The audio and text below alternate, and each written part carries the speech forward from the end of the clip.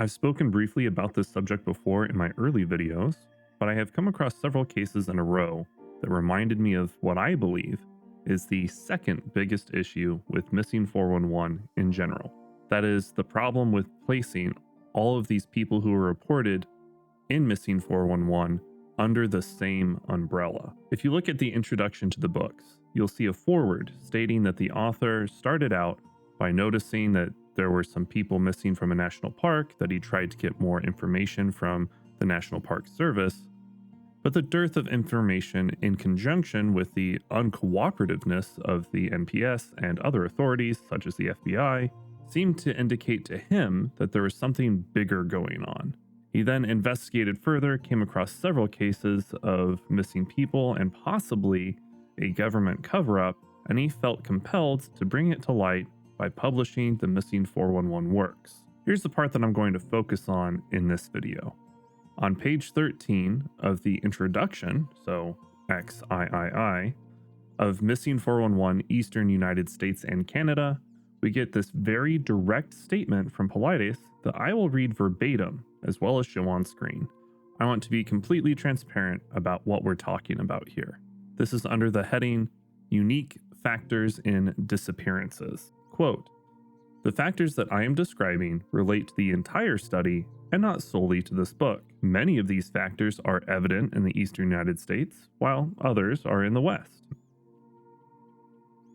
As you read the story behind each missing person, you will start to hear a consistent theme that includes facts found in other disappearances of missing individuals. Part of the criteria I used for a missing person case to be included in these books corresponded to the number of factors included in this list that were evident in the story. Here are a few of the factors that you will find in many of the cases outlined in this book." Close quote. And for the sake of brevity, we'll just be reading the headlines, but I'll put each point on screen if you want to pause the video to read the whole thing as we go. Rural setting. Dogs. Bloodhounds, or canines, can't track scent. Disabled impaired. Fever. Conscious, semi-conscious. Kidnapping. Specifically, kidnapping being theorized early on and then dropped when the child is later found. Afternoon disappearance. Swamps and briar patches. Berries. Clothing removed. Missing found in an area previously searched. This is one of the bigger points. I was really surprised to see that bad weather wasn't a part of this list, since it's pointed out repeatedly, as well as in other books. So I'm going to add bad weather immediately following a disappearance as well. So looking at this list, I think it would be fair to immediately disqualify a few of these points as being practically inevitable for any person who goes missing in the woods for several days and suffers from exposure. That is, we can eliminate fever and conscious/semi-conscious, as those are both explained as normal medical ailments from being exposed to the elements for long periods of time, while also not eating or drinking sufficiently, despite what the explanation next to those criteria claim. If you don't believe me, we have already covered many cases where fever or consciousness have been highlighted, only to have it noted as not strange at all by the doctors involved in the case. And even if you doubted what the doctors say, you can just look it up yourself and you will immediately find that exposure covers a wide range of ailments such as hypothermia, frostbite, heat stroke, dehydration, starvation, and so on. And fever is indeed a symptom of some of those ailments. In addition, I'm also going to strike clothing removed, since it is also medically explained in the case of adults in the cold, as well as directly explained from the person who went missing in some cases, where the individual is a child and they note that they have shed the clothes because they were uncomfortable, or pediatric experts that I've cited in the past have noted how children will remove their clothes on their own, especially when they're about to go to sleep.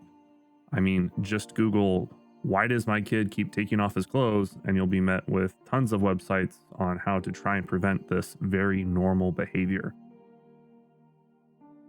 Disabled or impaired people going missing seems to just make sense, doesn't it?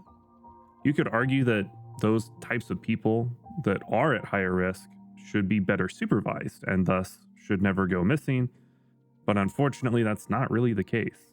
In the instances that we've already covered in the books, the disabled and impaired individuals who went missing were not adequately watched.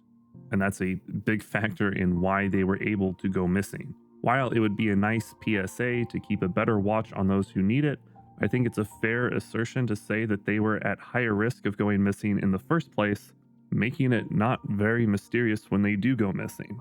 Similar to that is the inclusion of dogs. In the explanation, Paulides highlights how dogs will wander off and children tend to follow them and get lost in the process. This is meant to be mysterious, like, why would the dogs just wander away, as if they're doing it on purpose? I think, though, that it's fair to say that the majority of dogs tend to enjoy exploring if given the chance, and children tend to enjoy dogs and they will chase after them.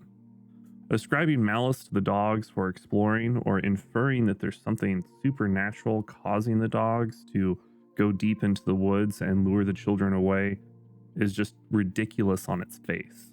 I always thought that the kidnapping thing was stupid. Obviously, kidnapping has to be considered when a child goes missing, and obviously it is dropped by police when it's clear that that isn't what happened. I've never understood why it's a point that Paulides harps on over and over again, especially given how he claims to be former law enforcement himself. I mean, maybe that's part of why he's former law enforcement and not currently, but the point remains that you have to consider a wide range of theories or explanations of what happened in order for you to raise your odds of finding the child who's missing. So you start with a large bank of theories, you investigate them until you find the right one. It's process of elimination. Up next, we have another 2-for-1 combo elimination: bad weather and dogs refusing to track. We've already covered many instances where bad weather does occur within a narrow time frame of a person going missing, whether it's before, during, immediately after, or some time after.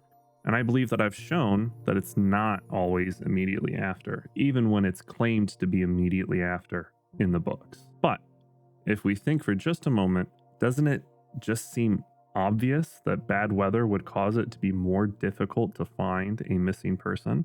And yes, I realize that Paulides makes this claim because he asserts that aliens, extra-dimensional beings, and/or cryptids may have the power to cause weather to change, and that's why it happens. No, really, it's true. He's said this and taken this stance. Look it up before calling me a liar.